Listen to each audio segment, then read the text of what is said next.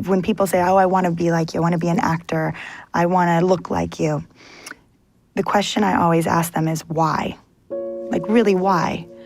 And people, and especially America, this idea of fame, that to be famous means that you're successful, that you're happy.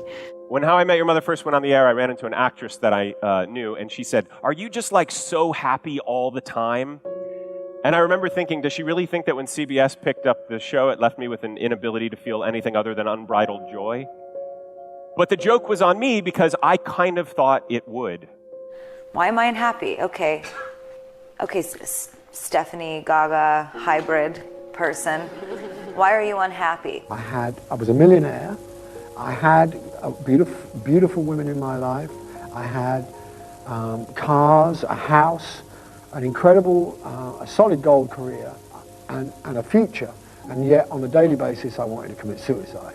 When those things came, the happiness wasn't there, and I realized why that was. There was such an attempt to achieve these things and to keep going that you lose sight of the people and the blessings that you have around you. And when you have all this stuff, it doesn't mean you're happy. A lot of people think getting famous will save you, that it will grant you the life you feel you're owed and spare you certain indignities. I was pretty bummed to realize that rather than lessening or eliminating my insecurities and least attractive qualities, it basically poured fertilizer on them.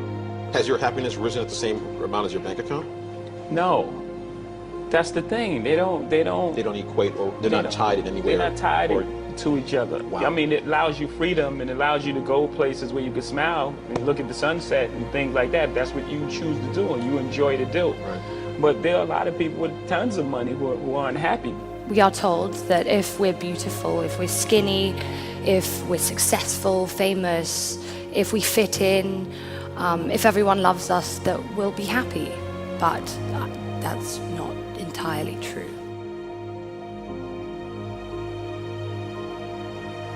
But the most important journey I think all of us will go through is the journey in ourselves, to find our truth, to find who we are and what makes us happy.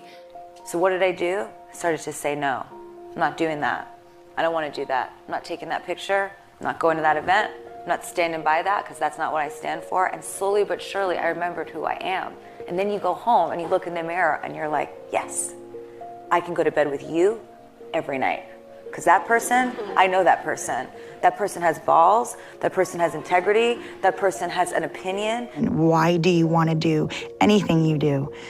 It should not be motivated by something that you think is going to make fulfillment comes from within you, by being authentic to yourself, not chasing fame.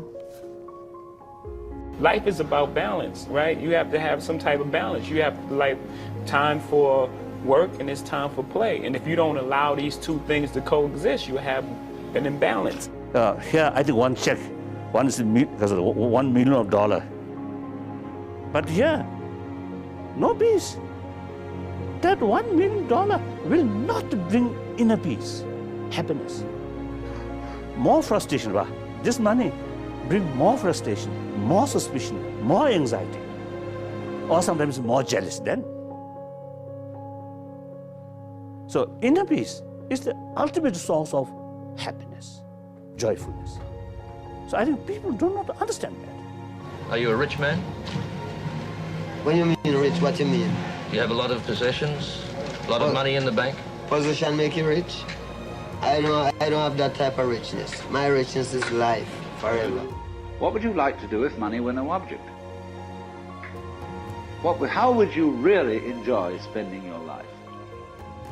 But it's absolutely stupid to spend your time doing things you don't like in order to go on spending things you don't like and doing things you don't like, and to teach your children to follow in the same track.